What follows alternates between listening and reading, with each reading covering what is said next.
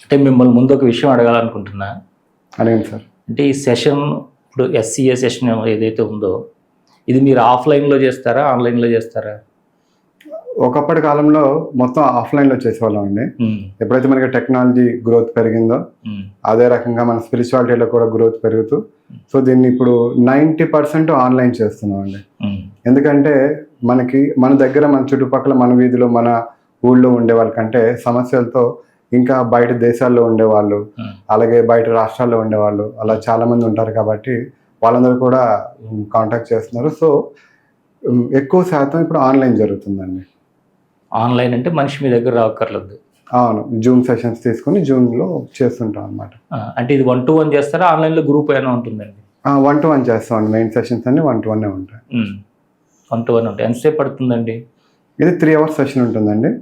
Okay, ఈ 3 hours మెయిన్గా వాళ్ళతో డిస్కస్ చేయడం జరుగుతుంది. ఒక 45 minutes నుంచి ఒక 1 hour వరకు డీటెయిల్గా వాళ్ళు ఏదైతే మెయిన్ ప్రాబ్లంతో వస్తారో ఆ మెయిన్ ప్రాబ్లం నుంచి ఫస్ట్ డిస్కషన్ చేయడం జరుగుతుంది అనమాట.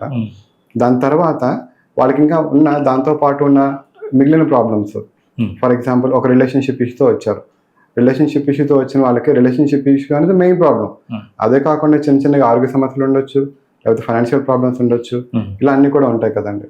సో అన్నిటి గురించి డిస్కస్ చేస్తాం. ఎందుకంటే ఒకసారి మనం యూనివర్స్ డోర్ ఓపెన్ చేసిన తర్వాత మనం ఎప్పుడైతే ఆ పర్సన్ గురించి మనం ఈ సెషన్ అనేది చేయడం జరుగుతుందో మనం వాళ్ళ గురించి వీలైనంత ఎక్కువ ఇన్ఫర్మేషన్ తెలుసుకొని వాళ్ళకి వీలైనంత ఎక్కువ అవుట్పుట్ ఇవ్వడం కోసం ప్రయత్నం చేస్తాం అనమాట. అందుకోసం నేను ఖచ్చితంగా వాళ్ళకి చెప్తాను, మీరు మెయిన్ ప్రాబ్లంతో పాటు మిగిలిన కూడా రాసుకోండి యాజ్ పర్ ది ప్రియారిటీ. మనకున్న హైయర్ కాన్షియస్ యాక్టివేట్ అయిన తర్వాత బాడీ కొంతవరకు మాత్రమే సపోర్ట్ చేస్తుంది. అంటే ఒక 2 hours అనుకోండి ఫర్ ఎగ్జాంపుల్. సో అంతకంటే ఎక్కువ ఎక్స్టెండ్ కాదు. So as per the priority రాసుకుంటే ఫస్ట్ మెయిన్ అయిపోతుంది. దాంతోపాటు మిగిలిన క్వశ్చన్స్ కూడా వాళ్ళు రాసుకొని వస్తారు. అప్పుడు ఆ మిగిలిన క్వశ్చన్స్లో ప్రియారిటీ ప్రకారం అడగడం జరుగుతుంది అనమాట. సో మ్యాక్సిమం వాళ్ళకి హెల్ప్ అనేది దొరుకుతుందండి దీని ద్వారా. అంటే ఇప్పుడు ఈ రోజుల్లో పాతకాలంలో కాకుండా ఇప్పుడు డబ్బుల సమస్య పెద్ద ఎక్కువగా ఉండట్లేదు ఎవరికి కూడా. ఏదో ఎక్కడో చోట కష్టపడితే వాడికి జాబ్ వస్తుంది, నెలకు 30,000-40,000 జీతాలు వస్తున్నాయి, బాగానే ఉంటున్నారు. లేదా భార్యాభర్తలు కష్టపడితే ఒక ₹1,00,000 సంపాదించారు. డబ్బు అనేది పెద్దగా ఎక్కువ సమస్య కనబడట్లేదు, కానీ బంధం అనేది చాలా ఎక్కువ సమస్య అయిపోయింది. అంటే ఇద్దరు సంపాదించడం వల్ల వచ్చే సమస్య కావచ్చు, ఇంకా అంటే ఈ రిలేషన్షిప్ అనే సమస్యలు, అంటే భార్యాభర్తల దాంపత్యం సంబంధించిన సమస్యలు కావచ్చు, లేదు వాళ్ళ కుటుంబంలో అన్నదమ్ముల మధ్య కావచ్చు, ఇట్లాంటి సమస్యలు అసలు ఈ సమస్యలన్నీ ఎందుకు వస్తాయి, దాని నుంచి వాళ్ళు ఏ విధంగా బయటపడాలా, ఇది రావడానికి పూర్వజన్మ కర్మల కారణమా, లేదు ఇప్పుడు వీళ్ళు చేసినటువంటి బిహేవియర్ కారణమా, లేదు ఫైనాన్షియల్ ఫ్రీడమ్ వచ్చిన కారణమా, అసలు దీన్ని ఎలా ఫైండ్ అవుట్ చేయాలి, దాని నుంచి ఏ విధంగా బయటపడాలి, మీ దగ్గరకు వచ్చినప్పుడు మొట్టమొదటగా వారి నుంచి మీరు ఏం అడుగుతారు, ఏం తెలుసుకుంటారు? ఓకే, సో దీనికి మెయిన్గా మీరు చెప్పినట్లుగా అన్ని రకాల కారణాలు కూడా ఉండొచ్చండి. ఓకే, ఇప్పుడు ఈగో ప్రాబ్లం కావచ్చు, లేదంటే వైఫ్ అండ్ హస్బెండ్ ఇద్దరు కూడా సంపాదిస్తున్నారు కాబట్టి ఈ చిన్నదానికి నాకు ప్రశ్నిస్తావేంటి అనేది ఒక చిన్న దాంతో స్టార్ట్ అయ్యి అదే చిలికి గాలివాన్లుగా పెద్దగా మారచ్చు. అలాగే ఆస్తి గొడవలు, వాట్ ఎవర్ ఇట్ ఈస్, ఈ రిలేషన్షిప్ ఇష్యూస్ అనే దానికి రీజన్ అనేది రకరకాలుగా ఉండొచ్చండి. ఓకే, సో ఫస్ట్ మా దగ్గరికి వచ్చిన వాళ్ళతో మాట్లాడి వాళ్ళకి కనుక్కుంటాం. అలాగే మనం ముందు అనుకున్నట్లుగా ఇది పాస్ట్ లైఫ్ రిలేషన్ ద్వారా అక్కడ అన్ఫినిష్డ్ రిలేషన్షిప్ ఇష్యూస్ ఏవైతున్నాయో అవి ఇక్కడ కంటిన్యూ కూడా కావచ్చు అనమాట. ఓకే, సో ఇప్పుడు వాళ్ళతో మాట్లాడినప్పుడు వాళ్ళకి సర్ఫేస్ లెవెల్లో మెయిన్ రీజన్ ఏమైనా ఉందా, ఈ రీజన్ వల్ల వాళ్ళు దగ్గర రిలేషన్షిప్ ఇష్యూ ఉందా, లేకపోతే పెద్ద రీజన్ ఏం లేదు, పెద్ద రీజన్ ఏం లేకుండా వాళ్ళు మధ్యలోని ఈ గొడవలు అనేవి జరుగుతున్నాయా అనేది ఫస్ట్ అబ్జర్వ్ చేస్తాం అనమాట. సో వాళ్ళకైనా ప్రాబ్లం ఉందనుకోండి, అది ఈ లైఫ్కి సంబంధించింది అయి ఉండొచ్చు. సో దీనివల్ల మేము గొడవ పడుతున్నామని. కొంతమందికి పెద్దగా రీజన్స్ ఉండవు, కారణం ఏంటో తెలియదు, వాళ్ళకి ఒకరికొకరికి పడదు అనమాట. ఎందుకు అనేది అలాంటివి కూడా చాలా ఉంటాయి.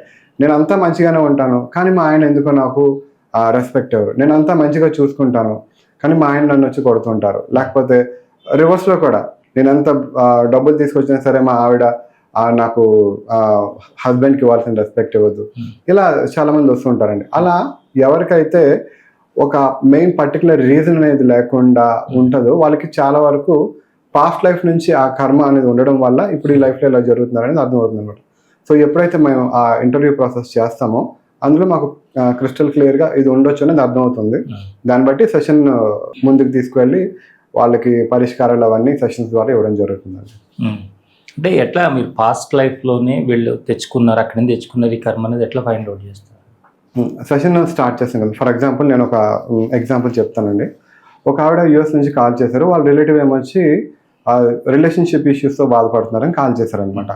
సో ఆవిడతో మాట్లాడడం జరిగింది. ఓకే, ఆవిడ చెప్పింది ఏంటంటే, సార్ నేను పర్ఫెక్ట్గా ఉంటాను సార్. ఓకే, నేను చేసే జాబ్ కూడా ఒక టీచర్ హోదాలో ఉంటున్నాను. నేను అందరికీ ఒక క్రమశిక్షణతో చాలా బాగా చేస్తుంటాను. నేను వాల్యూస్ పాటిస్తాను, అన్నీ చాలా చక్కగా అన్నీ ఉంటాయి. ఓకే, సో మా హస్బెండ్ ఏమొచ్చి 24 గంటలు డ్రింకింగ్ అండి. ఓకే, ఆ ఫ్యామిలీని పట్టించుకోరు. ఇన్కమ్ ఏదో వస్తుంది, నడుస్తుంది కాబట్టి ఆయనకి ఇన్కమ్ ప్రెజర్ ప్రస్తుతానికి ఏమి లేదు. కానీ 24 గంటలు తాగడం వల్ల ఫ్యామిలీని చూసుకోవట్లేదు, పిల్లల భవిష్యత్తు చూసుకోవట్లేదు. సో ఎప్పుడైతే మా హస్బెండ్ వీక్ అయిపోయారో వాళ్ళ బ్రదర్ డామినేషన్ ఎక్కువైపోయింది మా ఫ్యామిలీ మీద, అలాగే అత్తగారి డామినేషన్ ఎక్కువైపోయింది. సో నేను మా హస్బెండ్కి సపోర్ట్ అడుగుదాం అంటే ఆయన వినే పరిస్థితిలో లేడు. అసలు నాకేం చేయాలో అర్థం అవ్వట్లేదు. సో అసలు ఏంటండి, అసలు నాకు ఇలాంటి పరిస్థితి అసలు ఎందుకు వచ్చింది అనేది ఆవిడ అడిగిందండి. అయితే ఇక్కడ చాలా ఇంపార్టెంట్గా ఆవిడకి సరే మనం సెషన్ చేద్దామని పాస్ట్ లైఫ్కి తీసుకెళ్ళడం జరిగింది. పాస్ట్ లైఫ్లో చాలామంది నేర్చుకోవాల్సిన ఒక గొప్ప విషయం ఒకటి బయటపడింది అనమాట. సో ఏమైందంటే పాస్ట్ లైఫ్లో తను ఒక యూరోప్లో ఒక నివసించే ఒక అమ్మాయి. సో తను ఏం చేసింది, ఎంగేజ్ టైంలో అంటే ఇప్పుడు యూత్ టైంలో ఏంటంటే వాళ్ళ బ్రదర్ ఫ్రెండ్ ఒక ఆయన ఉంటే ఆయనతో లవ్లో పడింది. ఓకే, లవ్లో పడిన అతను ఆల్రెడీ మ్యారీడ్ పర్సన్తో లవ్లో పడింది. అయితే అక్కడున్న పరిస్థితుల ప్రకారం ఒకరికంటే ఎక్కువ మందిని మ్యారేజ్ చేసుకునే అవకాశం అక్కడున్న ఆ టైంకి ఆ ఏరియాలో అక్కడ ఉందన్నమాట. సో అది తను చేసిన మిస్టేక్ అనమాట. ఎందుకంటే మ్యారేజ్ కాని అబ్బాయిని చేసుకుంటే ఒకలా ఉంటుంది, సో ఇది సెకండ్ వేరేలా ఉంటుంది కదా. ఇంట్లో వాళ్ళ అన్నీ చెప్పాడు, వాళ్ళ పేరెంట్స్ చెప్పారు వద్దమ్మా ఇలాంటిది మంచిది కాదు అని. ఎంత చెప్పినా మొండిగా నాకు అతనే కావాలి, అతన్నే నేను పెళ్లి చేసుకుంటాను అని తను మ్యారేజ్ చేసుకున్న తర్వాత ముందు వైఫ్ ఉంది, ఈవిడ కూడా ఉంది, సపరేట్గా ఉంటున్నారు. అయితే కొంతకాలం ఆవిడ దగ్గర కొంతకాలం ఈవిడ దగ్గర ఉండడం ఈవిడికి నచ్చట్లేదు. ఓకే, బాగా లవ్ చేసింది, అతను కూడా ఈమెను ఇష్టపడ్డారు తెలియకుండా. సో ఎప్పుడైతే ఈమె కొంచెం ఎక్కువ ప్రేమ చూసి చేసేటప్పటికి ఆవిడ దగ్గర ఎక్కువ టైం ఉండకుండా ఇతని దగ్గర ఎక్కువ టైం ఉండేలాగా చేసుకుంది అనమాట. అలా కొంతకాలం అయ్యేటప్పటికి పిల్లలు పుట్టారు.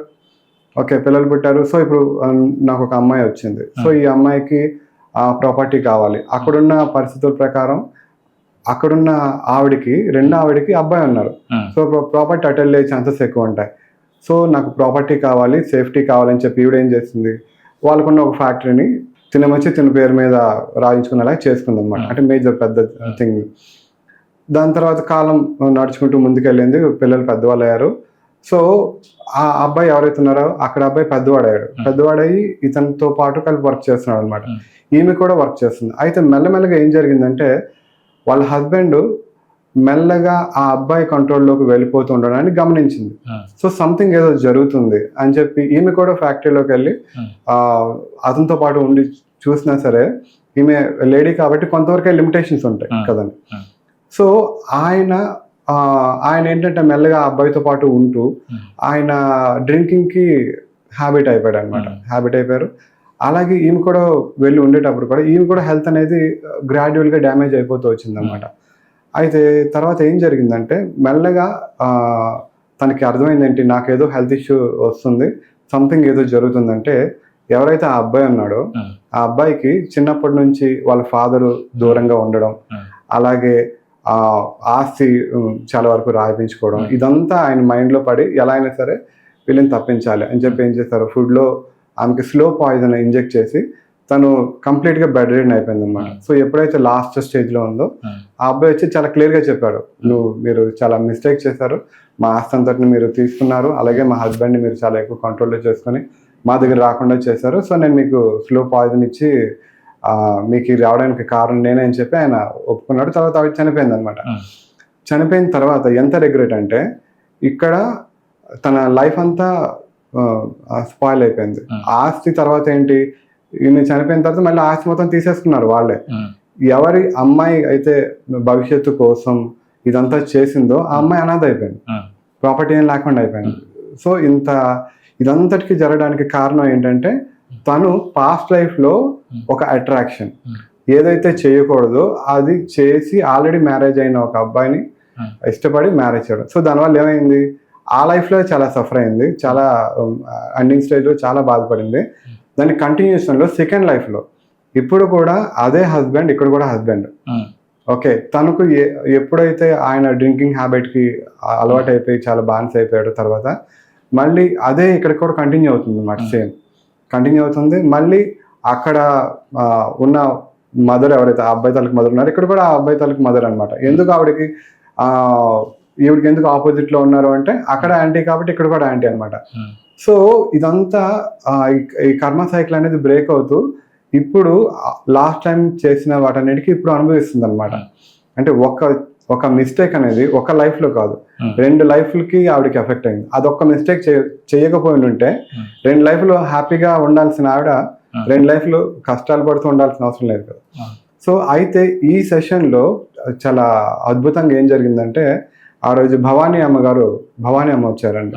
ఓకే, ఏంటంటే నేను చెప్తే ఈవిడ వింటారు, ఆవిడ ఏంటి చేసిన తప్పు అనేది భవానీ మాత వచ్చి ఆవిడ ఇది ఇలా జరిగింది, సో ఇక్కడ నుంచి నువ్వు బయటికి రావాలంటే ఏం చేయాలి, నా హెల్ప్ తీసుకో అని హెల్ప్ తీసుకొని హీలింగ్స్ చేసి ఆమెకి కొంచెం ఎలా దానికి ప్రాయశ్చిత్తం చేసుకోవాలి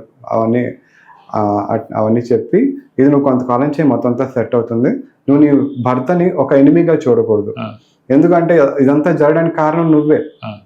ఓకే, సో నువ్వు యాక్సెప్ట్ చేసి ఇప్పుడు నువ్వు ఆయన్ని ఎలా నీ దారికి తెచ్చుకోవాలి అనేది మేము చెప్పిన ప్రాసెస్ చేస్తుంటే నీకు సెట్ అవుతుందని మొత్తం అంతా చెప్పారు. ఆవిడ ప్రాసెస్ చేసింది, ఆయన చాలా వరకు రికవర్ అయ్యారనమాట. సో ఇలా రిలేషన్షిప్లో ఒక చిన్న మిస్టేక్ అనేది 2 లైఫ్స్ని ఎక్స్టెండ్ చేసిందంటే చూడండి అసలు ఎంత జాగ్రత్తగా ఉండాలి రిలేషన్షిప్లో అనేది కదండి. అవునా, ఇప్పుడు వాళ్ళు బాగానే ఉన్నారండి? ఇప్పుడు వాళ్ళు బాగానే ఉన్నారండి. ఆయన ఏంటంటే చాలా వరకు ఆయన్ని రీహాబిలిటేషన్ సెంటర్స్ ఉంటాయి కదా, సో అలాంటి దాంట్లో చేశారు, చాలా వరకు ఆయన రికవర్ అయ్యారు. ఈమె కూడా ఒక ఎనిమిలా చూడకుండా ఎప్పుడైతే తనని ఒక ప్రేమగా చూస్తూ మెల్లమెల్లగా ఆయన కన్వర్ట్ చేసుకోవడానికి ట్రై చేస్తున్నారో ఎటు దేవుడి బ్లెస్సింగ్స్ కూడా ఉన్నాయి కాబట్టి కొంచెం తొందరగా ఆయన చాలా వరకు రికవర్ అయ్యారనమాట ఇప్పుడు.